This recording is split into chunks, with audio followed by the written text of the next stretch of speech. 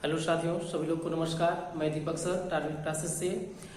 इधर कुछ 4-5 दिनों से मैं वीडियो नहीं बना पा रहा था, आप लोग को नहीं सेंड कर पाए और अब फिर शुरुआत हो गया है। और आगे से आप लोग को कोशिश यही रहेगी कि कम से कम 20-25 मिनट आधे घंटे तक का वीडियो बनाकर भेजेंगे। ठीक है भाई।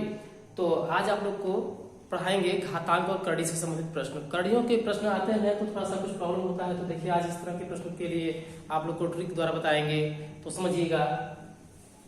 यहाँ पर करड़ी में 12, करड़ी 12, करड़ी 12, करड़ी 12 इस प्रकार से देता है और कह रहा है इनफाइनाइट तक दिया गया है।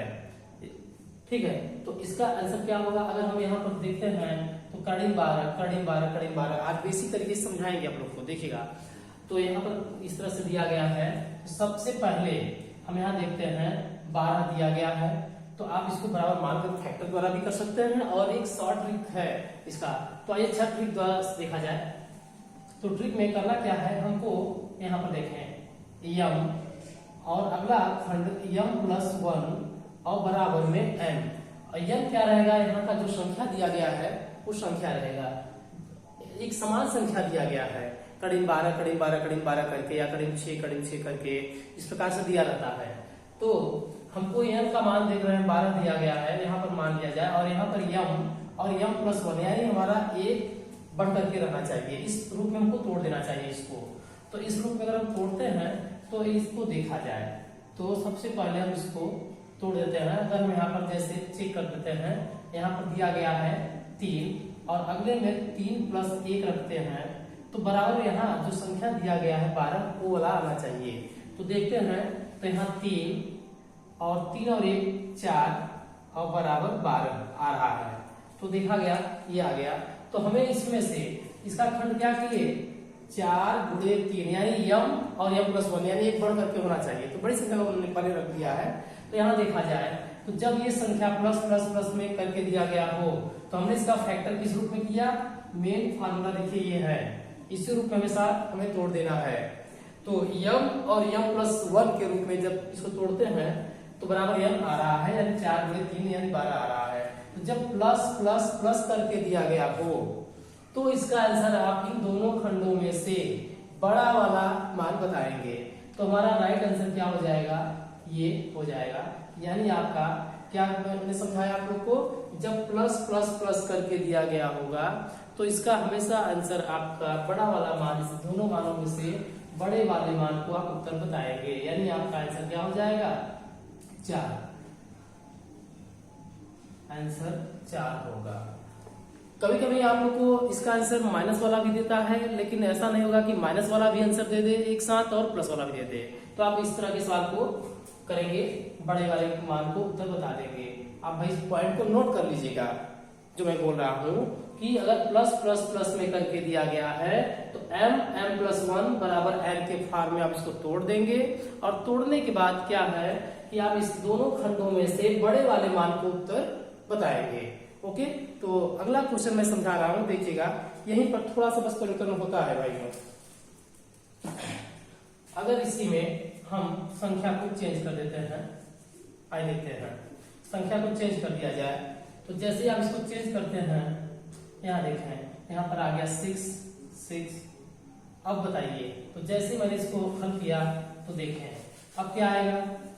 संख्या हमारा देखा जाए तो अब क्या है? संख्या हमारे पास 6 करके दिया गया है। तो हम क्या बनाएंगे इसको?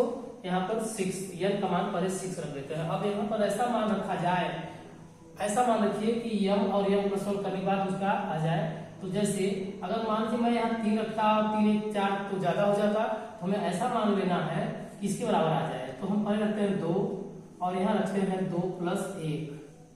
तो देखिए 2 और 2 और 1 3 और यहाँ कितना आ गया? 2×3 6। अब इन दोनों मानों में से मैंने यहाँ कहा इसका तोड़ देते हैं। तो क्या मैंने कहा 2 और यहाँ 3, 2×3 6 आ रहा है। तो इसमें से कौन वाला मान होना चाहिए? अब यहाँ आपको समझाया गया बड़े वाले मान को उत्तर बताएंगे। तो 106 + 106 + 106 इनफाइनाइट दिया गया है, तो इसका आंसर क्या आएगा? आंसर आएगा ये बड़ा वाला मान। तो बड़ा वाला मान आंसर में आप क्या बताते हैं? 6, सॉरी बड़ा वाला मान बताना हमें 3 आंसर हो जाएगा। तो आप लोग को समझ में आ गया होगा। और भी इस प्रकार के प्रश्न हो सकते हैं और दिए जाएंगे आप लोग को।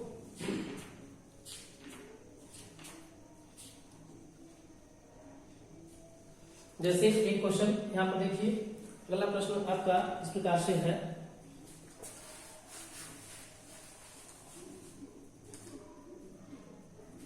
यहाँ पर दिया गया है 30 30 30 इस प्रकार से दिया गया है। तो आप लोग को समझ में आ गया होगा ये इसका आंसर।